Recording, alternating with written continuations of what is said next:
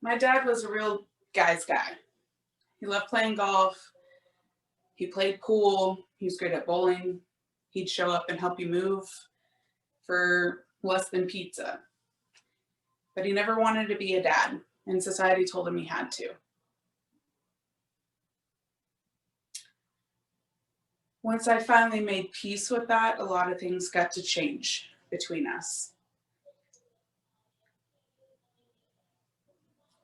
My dad helped me fall in love, or taught me to fall in love with Harleys. And he was great at a lot of different things. And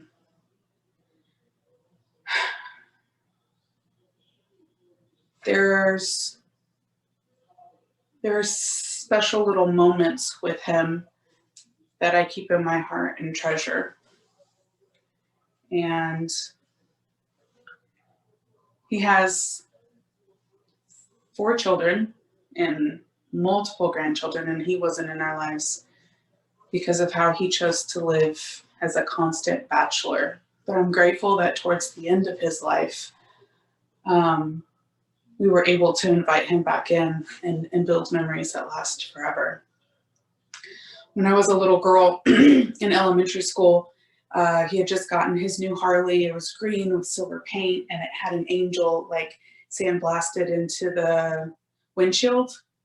And he would roll up sometimes to pick me up at carpool, and he'd play his music, and he'd pop in, and step off and grab my little backpack and put it in the back trunk, because he had like the old roadster styles, with all the saddlebags on the side and on the back.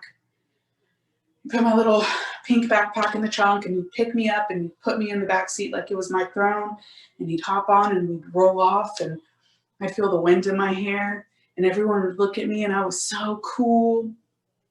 And throughout the years, I've ridden motorcycles and ATVs, and I enjoy driving them, but my favorite spot is always on the back of a bike.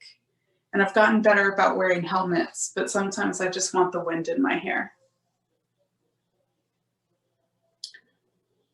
A lot of the stuff that I know about my dad is patchwork from what people have told me.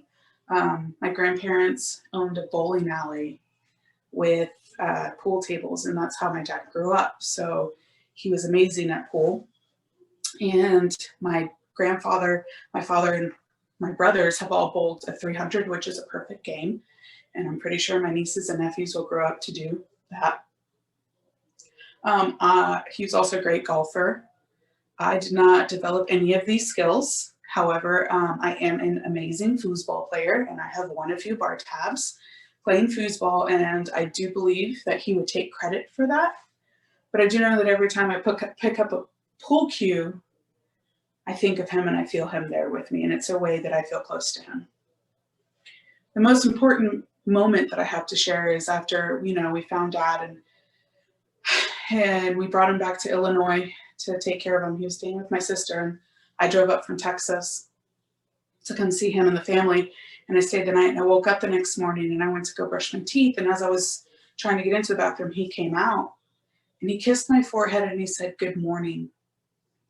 And because of everything that had happened, and because I had realized that he was just doing the best that he could with what he had, I got to be in that moment and enjoy it for what it was. And at 28 years old, I was my dad's little girl. And he wasn't perfect, but he was a good man, And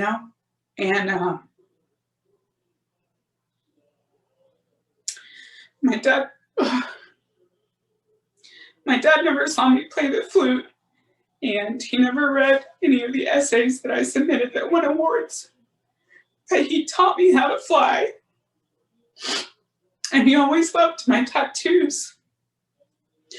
But most importantly, he taught me that if we can accept people for who they are, we get to allow them to embrace who they are and value their beauty and all the great things that they have to offer the world, if we can just let people be who they are instead of forcing our ideas on them.